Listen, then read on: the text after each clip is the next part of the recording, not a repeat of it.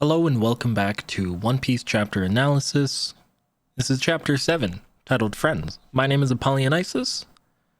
Let's just jump right into it. This chapter picks up where last chapter left off, with Luffy and Zoro defeating 𝙲𝚘𝚎 and Captain Morgan. The Marines are surprised, saying the captain lost, Captain Morgan's been defeated. Zoro asks if any of the Marines still want to try to capture us, and they all look terrified. Rightfully so. They all start cheering, and Luffy's surprised that they're happy that we defeated their captain. And Kobe acknowledges that he was right. That means Captain Morgan was ruling by fear. Although for us, the reader, is pretty obvious based on his actions, now we just get the in-universe character realization. Following this, Zoro passes out, and we move forward. Some time passes, and everyone is eating lunch. Zoro says that he's stuffed. Not eating for 9 days was worse than he had even imagined. Luffy says it'd be impossible for you to have lasted a month. It's a pretty nice wholesome scene, especially after everything we've just dealt with in the story. Zoro asks what's next, what do they have planned now that Luffy has a crewmate, and Luffy says, we're headed for the Grand Line. I put a map up there, and while I do want to put a pin in that and come back to it later, for now we just need the idea that the Grand Line is, as Kobe says, suicide. There's only 2 of you. If you go there, you'll be sailing to your death. The most bloodthirsty pirates in the world are there. Zoro realizes, if we're after the One Piece, we have no choice but to go to the Grand Line. Kobe's shocked that Zoro agrees with Luffy, and Zoro asks, what does it matter to you? You're not coming with us. But Kobe is worried about his friends. Luffy says that we're going our separate ways, but we'll always be friends. Kobe says that Zoro and Luffy are the first friends that he's ever had, that they would stick up for him even when he wouldn't stick up for himself. They taught him to believe in himself and to fight for what he wants to believe in. So Zoro asks him, what do you plan on doing? But before we can get an answer, Zoro continues saying, you were on 𝙬𝚘𝚎𝚑𝚝's ship for 2 years. You need to watch out for the Marines' intelligence. If they find out, they won't let you enlist. Zoro says that Kobe was on 𝙬𝚘𝚎𝚑𝚝's ship for 2 years. If Marine intelligence were to find out about that, they would never let Kobe enlist in the Marines. But before we get to find out what Kobe's dream is, there's an interruption. The Marines have come by saying that Luffy and Zoro are pirates, right? They saved this town and this base, and they are truly grateful, but they still have a job to do as Marines, and they can't shelter pirates. He says that he's sorry, but they have to ask them to leave. But as a show of gratitude, they aren't going to report them to the Navy.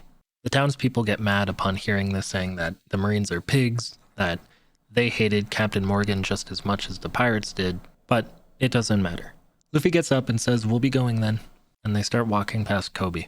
The naval officer asks if Kobe is going with them, and Kobe says that he's not one of them, causing Luffy to smile. The naval officer isn't convinced, and asks Luffy if that's true. So Luffy begins to explain what Kobe's life was when he was with 𝙬𝚘𝚎𝚑𝚝, and we start to see Kobe panicking. Because like we just learned, if they find out about his past, they won't let him enlist. And the more Luffy talks, the more nervous Kobe gets. Kobe snaps and punches Luffy right in the face.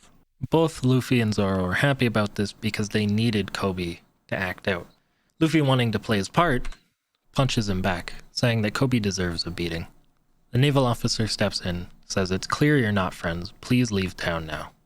We get an inflection from Kobe, wondering if that was his plan, to goad Kobe into attacking him to prove that they weren't friends.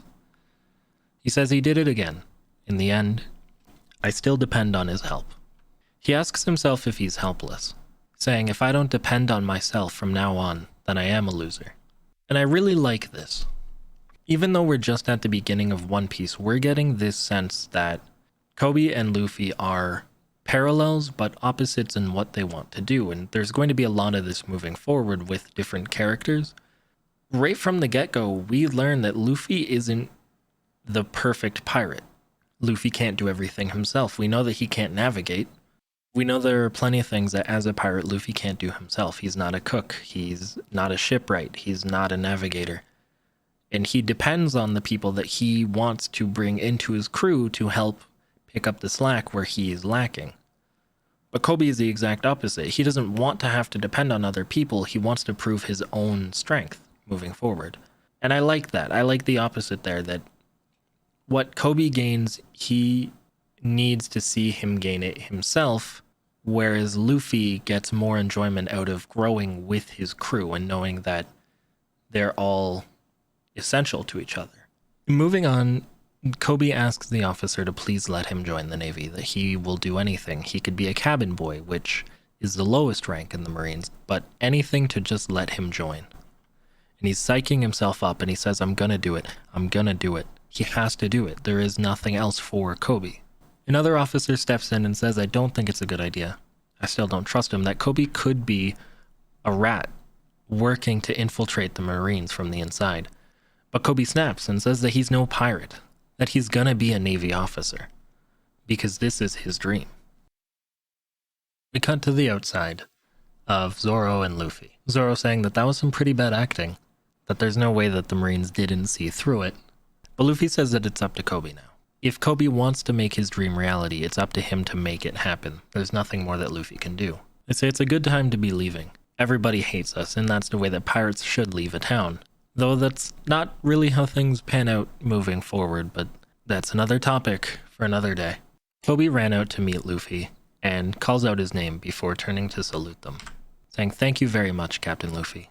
I'll never forget all that you did for me. And Zoro makes a joke, saying, this is a new one, a pirate being saluted by the Navy. Luffy says that they'll meet again, while all the other Marines stand in and salute as well. The officer says that you've got some good friends, sailor, showing us that he knew all along that Kobe was friends with Luffy and Zoro. Otherwise, why would they be eating together? There was no real trickery to be had. But it's still a good scene, all the same, and we get the end of the chapter with Luffy and Zoro shipping out.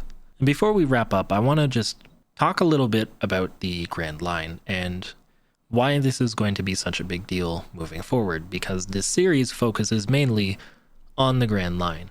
So the world in One Piece is broken into technically four main seas. The East Blue in the top right, the North Blue in the top left, South Blue in the bottom right, and West Blue in the bottom left. I hope I did that right. Following that, there's Reverse Mountain, which is the thing in the middle where the four seas meet and then converge down that one middle line into that blank area that stretches across the middle as an equator, which is the Grand Line, which again is where the story is going to be taking place. On either side of the Grand Line are these smaller lines called the Comm Belt, which is an area of the sea that has no currents, so ships that go out there just stop moving. We don't know why the world is like this. In One Piece there are ideas, but the common consensus is that it is a way to separate all of the seas, just like the Red Line running opposite of the Grand Line splits the seas around the world. Here we are in the very top right corner of the map in Shelltown, and Luffy and Zoro's plan is to go to the entrance of the Grand Line at Reverse Mountain. Guess we're going to have to see how that works out for them moving forward. As always, thank you for watching. That was the end of Chapter 7, Friends. If you like the content, feel free to leave a like. If you want to subscribe and follow along for more of the discussion, please feel free to do that. I also stream on Twitch, so same name if you want to come hang out and talk in real time. I just play video games and like to hang out, so I'll see you guys in the next one.